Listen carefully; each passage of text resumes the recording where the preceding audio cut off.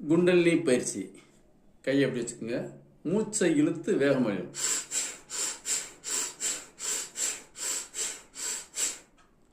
60 அல்லது 30 எண்ணிக்கை போதுமானது. செகண்ட் கையை எப்படி வச்சுக்கோங்க, கை முன்னாடி வரும்போது மூச்சை விடும்.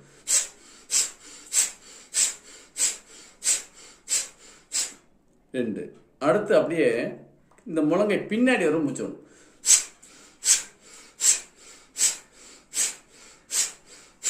இதில் ஒரு 30. அடுத்து கையை மேலே தூக்குங்க. கீழே இறக்கும் போது இந்த விரலை மடைக்கிற மூச்சை வெளியேற்று.